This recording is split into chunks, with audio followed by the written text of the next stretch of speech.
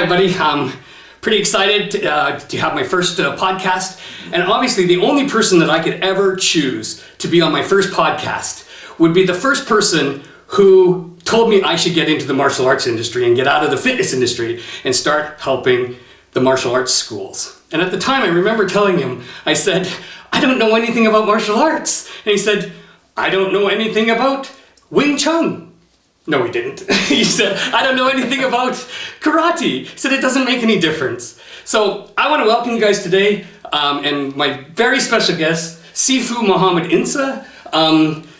He has been one of the people that have really pushed me over the years to become a better consultant and to become, just learn more about the martial arts industry. He's helped me quite a lot, and I'm really excited to have him here as my very first guest. So let's get started. Sifu, maybe you might just want to introduce yourself, what you've done, how you got to where you are today. First of all, thanks for inviting me, for having me. It's a pleasure for me to be here. So, my name is Mohammed, I'm 42 years old, and something from my background, I'm originally from Turkey, was born in Germany, and my struggles back then were, when I was a kid, I struggled much with racism, with bullying, because it's not that easy to be a Mohammed in Germany. That was it's a challenge. I would say, not a problem. It was really challenging, and I had many problems in the public school with bullying. Yeah, it was not that easy to be not a typical German boy. Yeah, with black hat, not the white Caucasian boy. So I struggled with racism and being a Mohammed in Germany. So that was my issue. So I tried to find a solution for that, and then I found martial arts for myself. It helped me to become better, to become more self-confident, to get courage out of it. It's not about beating people up, but the thought of I could was my thing with the martial arts. So my first touch was with 16 with the martial arts, and after that my complete life changed. And now I'm running 2 schools. I'm pretty good in it, and I'm happy for that. And yeah, let's go. All right. So what would you say? So you started 16. That's relatively late. Yes. For a martial artist. Yeah, and to become actually up to your level, because most martial artists start out like a really young age. Like at 4 or 5. 2. So starting at 16. How did that bug get to you to say, okay, now this is my life? So I wanted to start in the young age of 6 or 7, but my dad didn't want it, because he thought if I join a martial art class, I will become more violent, more aggressive, and I will only fight. But learning martial arts is pretty opposite, to become more calm, to get more peace. My dad didn't get it, because he came in the early 70s to Germany from a small village in Turkey, so he had no language, he couldn't talk, he couldn't read at all, so he had to teach himself his own language, and I don't know, he just worked, and that was the thing. So I started with 16, pretty late, but I worked my butt off. So I joined the classes 5 times a week since then, since I was 16 to now. I didn't miss classes. So that's why I'm good. All right. Yes. All right. So I need to ask a question, because I've never kept it a secret that I really don't know much about martial arts.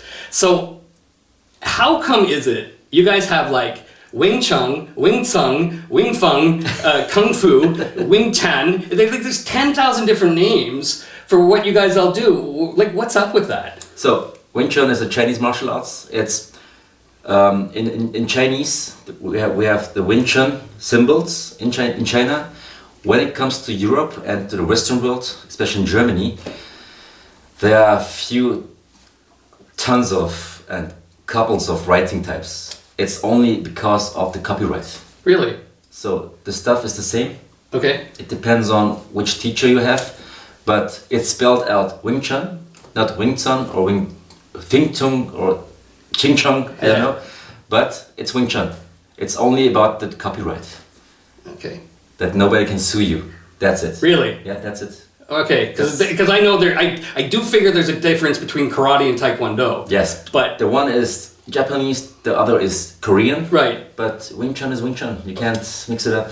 Okay, well that's actually good to know because That's it. I think a lot of people ask that question. And Kung Fu? Kung Fu is the main topic. So Kung Fu, if you translate the two words Kung Fu, it means work a lot or challenge yourself. Okay. That's it. Kung Fu means that. Oh wow, I didn't know that either. Yes. There's a lot of things I do not know about the martial arts industry. So, why did you choose, because traditionally in Germany we have places where you go after school, yeah? Like you go to these little clubs, like a YMCA kind of situation, and there are only karate and taekwondo. Was this your only option? Did you go to Wing Chun, or did you have other options? Did you try other things first? Did you, how did you get to say, no, Wing Chun's my thing? So two good reasons. I was 16. I had no driver's license back then. So, and back then in 1998, there were no internet or cell phone or YouTube or anything. So we had that yellow pages. So I opened it up and looked about it. What offer the city? What offers me? So, and there was only Wing Chun. Oh wow. So if in the beginning I wanted to join Taekwondo because I like the kick stuff, like Bruce Lee did. But I had to take a bus, and then after that I had to take a train. So for a 16-year-old boy, it's difficult. Yeah, sure. So Wing Chun was in my city.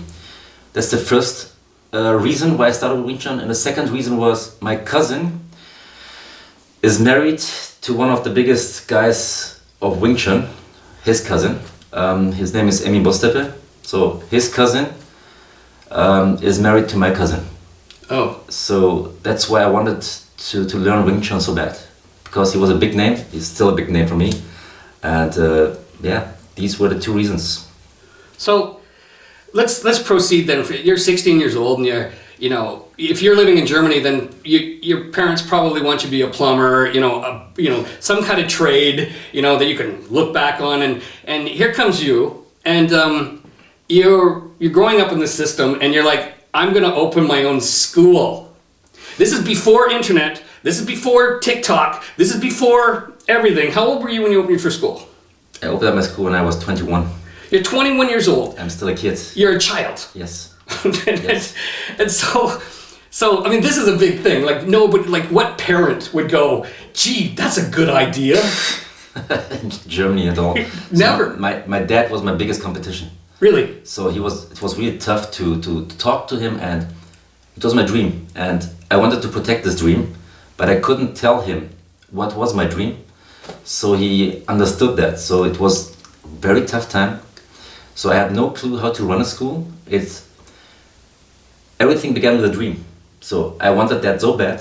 So I never did drugs or alcohol, or I had a nightlife. I just had my training, my Wing Chun, my martial art, and that was everything for me. I'm doing martial arts more than half of my life. So my dad never understood that, and I had no Unterstützung. Help. Support. No help, no support at all from nobody. I just had me, myself, and I. That's it. All right, so you take this big. I mean, you got down payment and rent. You've got to get mats. You got to get things. Did you start as an actual school, or were you in a high school gym or something like that? I rented a small room in a fitness gym. Okay. Twice a week, and in the beginning I had, I think, 10 students or 5 students. How'd you get those 10 students? We're friends. Okay. Just keep on talking, and there was no Facebook advertising. Right. Google advertising, nothing. So we had small flyers, handouts. I threw it in the mailbox. So I got my first clients, so first customers, first students. It was really tough, but it was a good time back then, because things changed with the internet. Everything is very, very fast going. You get bored so much nowadays, but back then the world was better than today. So my first students were friends of mine, and then they invited their friends and family members. So I grew up a little bit. So I didn't teach kids at all, just had adults back then, but it was typical back then. So things changed after 2005 or 6 with teaching kids. Okay, so now we've got the school. You got like when did you move from your 10 students or 20 students to your actual to a large location? How many students did you need that you said, okay, this is my career, this is my life? Did you work a side job at the time? I had a full-time job. You had a full-time job? I had a full-time job. What were you doing? I was in a company. They were creating tractors. Great. So good future in tractors. Yeah. Your dad must have been. He was proud. He's proud of the tractors. He was proud of the tractors to have a full-time job from 6 to 4. Yeah. And after that, I started with my teaching from 5 to 9. Okay.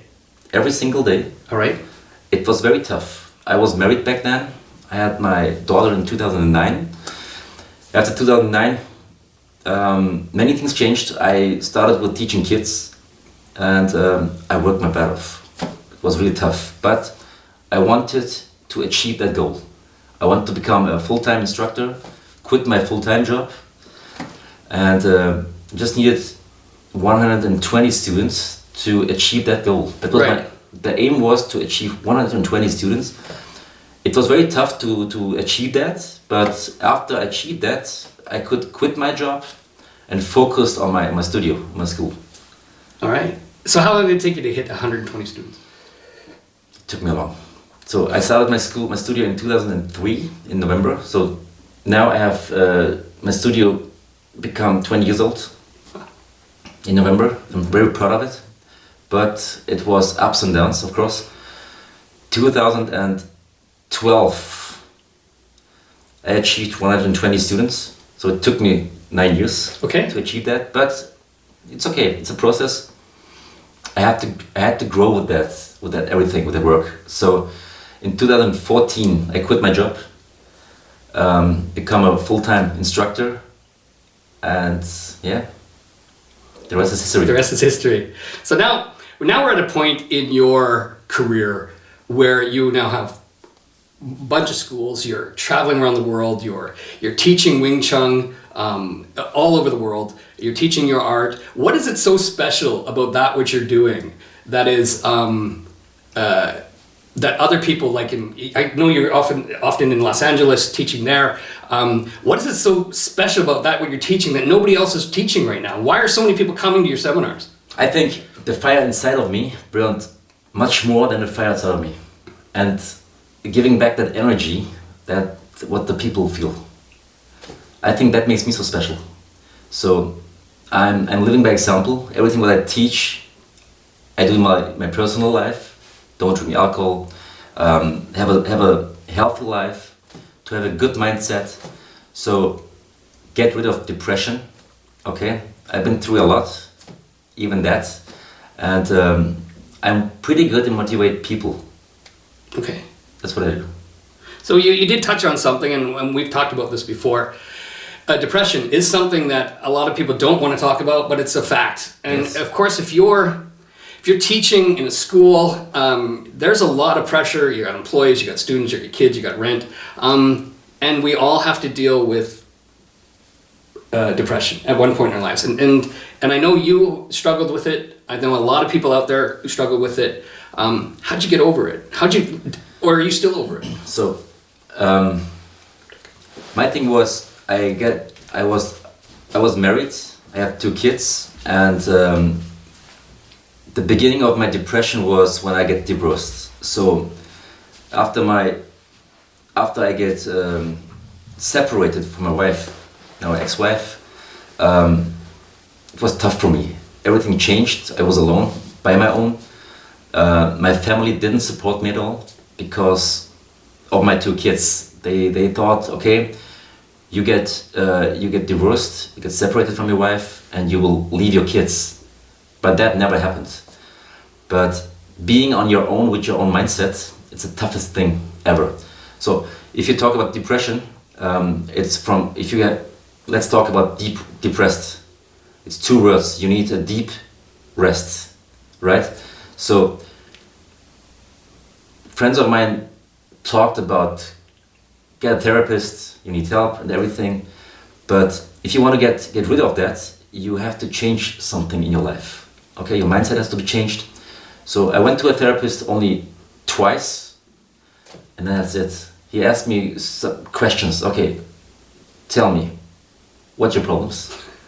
And I was like, you have to tell me. You're a therapist, so that's why I'm here. You have to show me some ways to get rid of that. He couldn't help me, so I figured out to have to find a solution for that on my own. I didn't need help, but nowadays there are two sicknesses, two problems the mankind is struggling with. Either you have stress in life, or you have depression, and that makes you stronger. After that, you get rid of that. So you have to find a solution. And for me, for myself, the solution was martial arts. So you have to change your habits, and that's why I'm here also, talking about habits. And for me, that was the only solution. Okay, well, it makes perfect sense. And once again, if you are struggling with depression, reach out, talk to somebody about it, especially your friends. Don't keep it inside. It is a real issue. And I know that the way you did it through martial arts, and it helps a lot of people, and it's also one of the things that I really want people to focus on. If you are suffering from any form of depression, yes, then reach out to a friend, get help. The next thing is we men have a problem right now.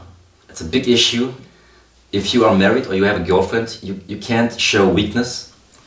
You have no permission to show your struggles, weaknesses. If you show weakness, if you are not strong anymore, the women and the girls get rid of you and get the next guy. So we can't talk to anybody because of our pride. We are very proud, and that's why suicides get more and more. Yeah, and that's a problem. So again, if you have problems, don't take that as an issue or weakness. Talk to somebody.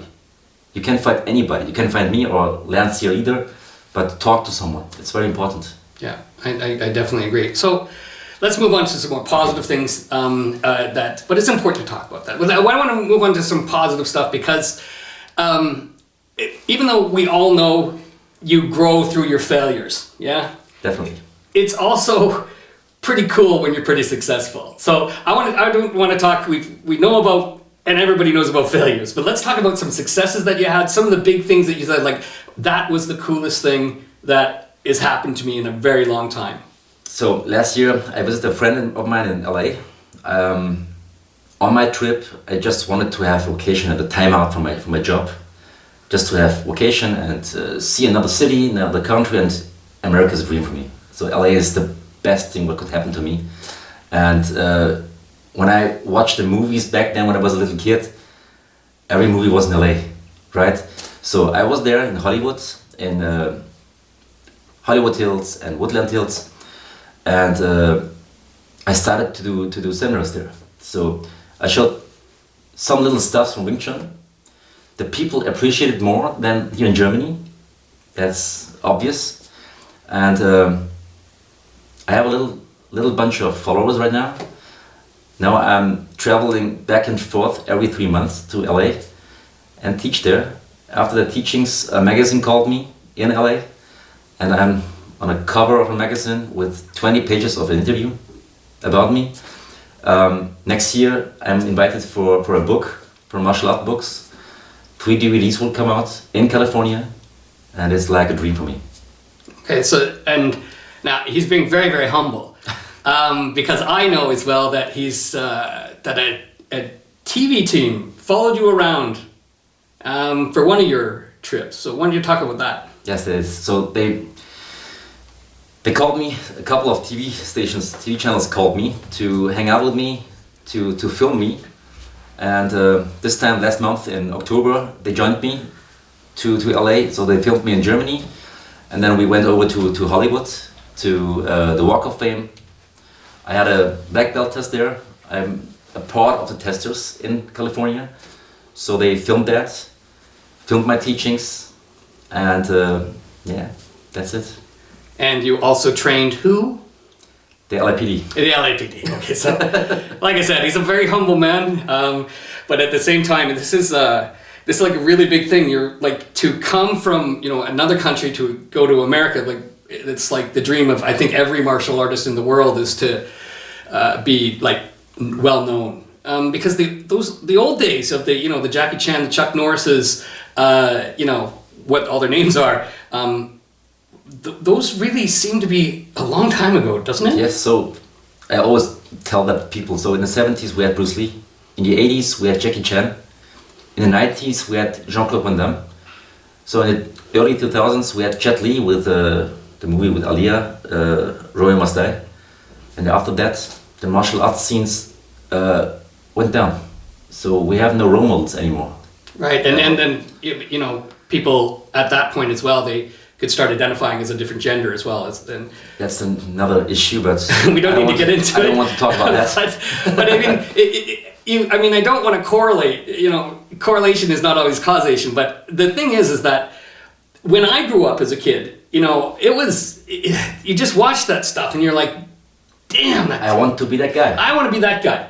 That's true. I want to be that guy. And I think, I think right now the world needs more Mohammeds. The world needs more people going out there and really becoming role models for the martial arts industry, and as well just for kids, which is something you've taken very, very seriously. So I want to talk to you as well. Talk to me about your kids program. Talk to me about what you're doing, because your kids are they're amazing. Not only your person, not only your own children. And I have to bring this up. I always say this. I say you can always tell a lot about a person on how their kids are. I pretty much judge people on how their children are. Because if you have really nice, loving children, you're probably a really nice, loving adult. And so last night was really funny. We went out for dinner, and obviously, and I was just saying at that exact very moment that you always tell how great, and what happens, his two kids called, I need to FaceTime time with Papa, and the big love, and I love you, and it's just, that's really important. But not only are you a great father, you're also a great teacher of kids. So talk to me a little bit about your kids program. So my kids program is based on my life. So I suffered bullying. Being bullied, it was a big thing for me, and it's a big, I always say it's a cancer, and you have to get rid of the cancer. So I lost 4 friends because of bullying. They don't live anymore. Okay, I don't want to talk about that anymore, any further. But because I been through a lot because of bullying, everything is built out of that bullying program for me. To get students or children, especially children's, stronger, getting more self-confidence and more courage. You can be, so bullying is a thing, you can be big, you can be small, you can be large, you can be thick, you can be thin. Children will always find a reason to bully you. But how you can get rid of that is self-confidence. You can be an overweighted guy, but if you have self-confidence, if you have the courage to talk to someone with looking into his eyes, speaking out loudly, nothing can happen to you anymore. And that's what my program is all about. Okay, and that really resonates with the kids today, because it's been, let's say, a very tough couple of years. COVID was devastating to us. But it's been a very tough couple of years in shutting down schools and then having to rebuild. And that took a lot on you too, but you came back from, they shut you down for how long? Almost 1 year. 1 year. They shut you down. And then at that time kids could get, play video games and change the gender. And you and you had to come back. I know a lot of people who just didn't make it. And not just martial arts. There's so many industries out there that was a serious problem. And talk about the comeback, how much energy that took out of you, or not. So watching during COVID, we were in the lockdown. It was a global problem, definitely. But watching your company, your studio going down, it was the biggest challenge ever for everybody, for us. So not only the martial arts industry, they shut down everything. So, but for us, we are fighters, we are warriors. We have to find a solution. We just waited for open up again, and after we open up, it boomed because the kids were at home at all time. They had homeschooling, no sports anymore, no activities, just getting bigger and fatter, and playing video games. They had no activities. So during that 1 year, I got so many messages from parents. They waited to sign up. So as soon as I could start again, everything came back again. Thank God. Yeah. You brought up another point, God. Yeah. Okay, so it's also, your name is Mohammed. Yes. All right, so, and it's not pronounced Mohammed. It's, your name isn't Mo. It's obvious. You're officially a Muslim. A Muslim, yeah. Okay, so there is, I mean, that alone isn't easy, you know, because of, there are, you know, that whole stigma behind it. And now you have, I want you to talk to me just a little bit about your beliefs, about, you know, how you, because you have a lot of faith in God. Of course. And I respect that 100%. And I just want, you know, talk to me a little bit about your faith. So it's about believing in something. You can call it the higher energy or the universe or karma. You can name it whatever you want. But for me, my biggest role model was is always and will be Muhammad Ali. Yeah. So may he rest in peace. So I identify myself like a Muslim, like Muhammad Ali. So you can't judge people, that you can't judge the religion, because all of the religions preaches peace and love and harmony. You can complain about the people, right? So my opinion is, as long as I'm not perfect, I can't preach to other people what to do or what not to do. That's very important for me.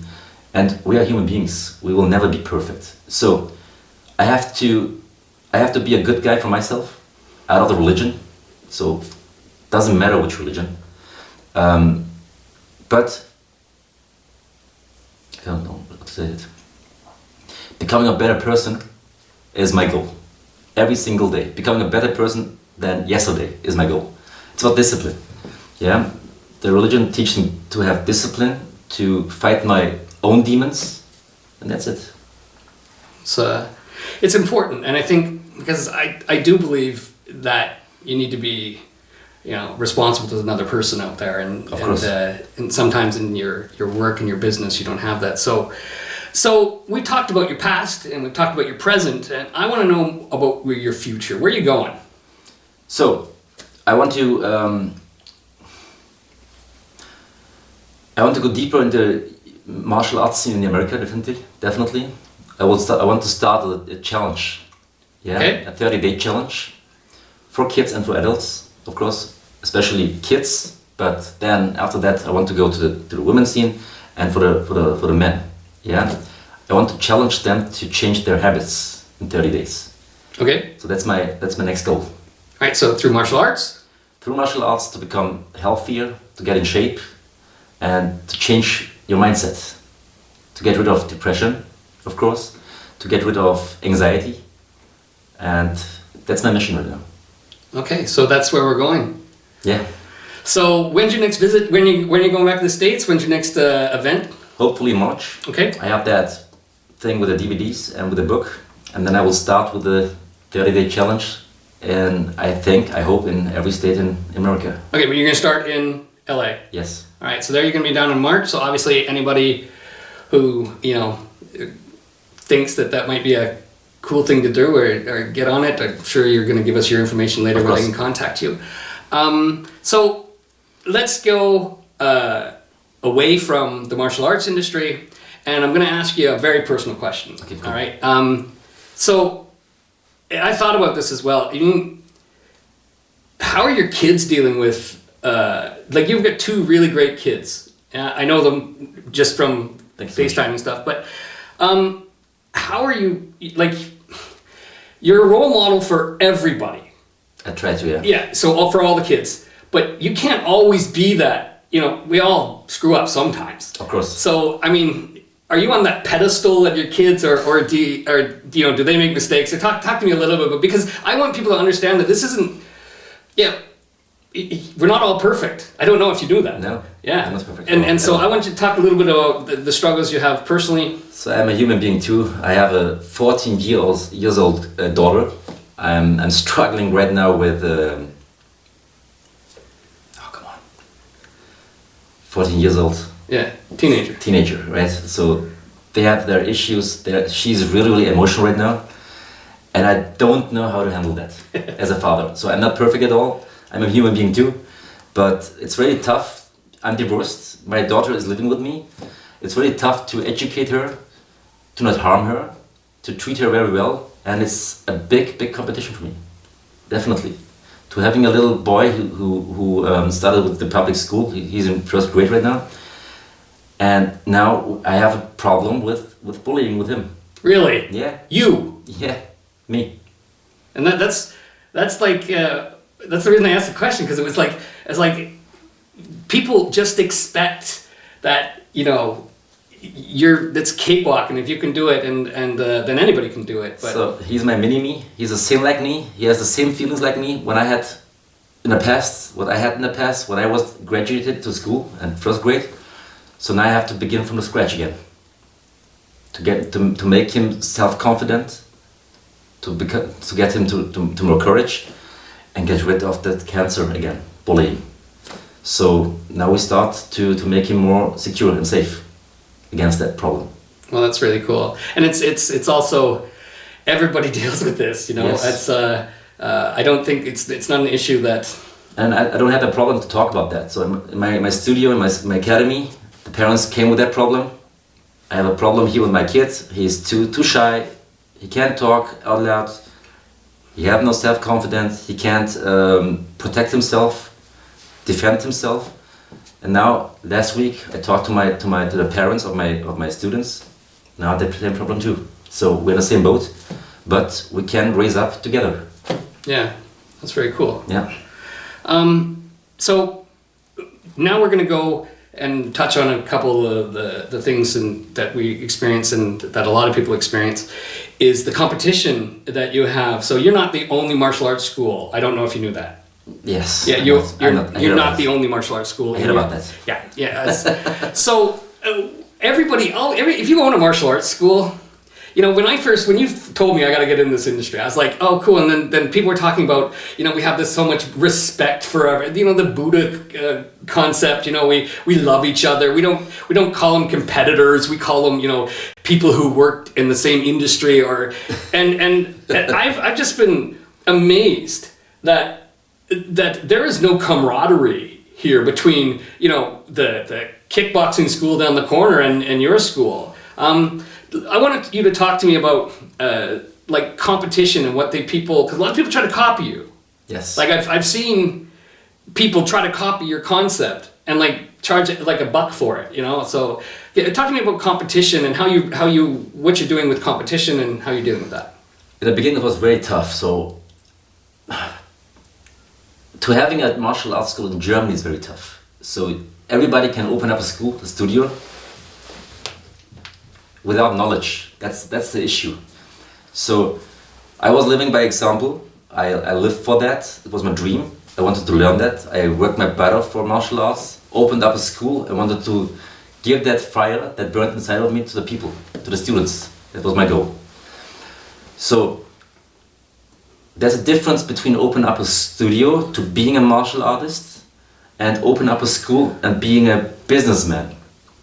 But to mix both together makes you become bigger with your studio, get more clients and everything, get more students. But if you are only a martial artist, it's really tough. And also if you're only a businessman, it's really tough, because you can't fake that. Right? And I can't fake anything. You can imagine, I can't lie at all. You can see it, but I live by example. I preach it, I live it, and that's it. But having a martial arts school in Germany is very tough, because everybody is treating you like competition, as your enemy. Right. And it's lots of jealousy in Germany. I don't talk about everybody. It's Of not. course not. Of course not. Of course not, but because martial art teaches us to become humble, to get peace. The biggest enemy, that's what I teach my students, that your biggest enemy is the guy who you face on the mirror. That's your biggest enemy, not the guy outside. If you can handle the enemy inside of you, your own demons, you're becoming stronger. I would wish that every martial arts studio teacher would learn that and live that. Yeah. Unfortunately, I think that one of the things that you said is that pretty much anybody could just open up a martial arts school, call themselves a ninja master, and then just start making their money off it. I know that is also the case in consulting. A lot of people can just, open up a consulting company, and they've watched a couple of YouTube videos, and now they have all the experience in the world that they need to teach other people for a $499 course. So I think it's everywhere, but it's I find it the organizations that people belong to also, you have these different organizations, and each one of the organizations split from another organization, started their own organization, and it's one of those things that's really weird for me to watch. Like, I'm not going to name any particular one, but it's the same thing with Wing Chun, Wing Tsung, Wing Sung, and it just keeps splitting off into little other things, and somebody creates an organization, gets some more people in. I found that I believe that one of our biggest problems and troubles is that we can't create an organization that represents martial artists. We're not capable of putting together, that person, that we create a martial arts organization. It's tough.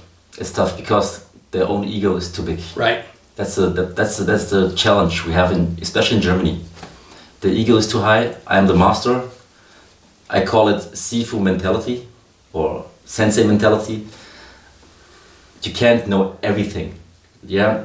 If you start with martial arts, you start with a white belt.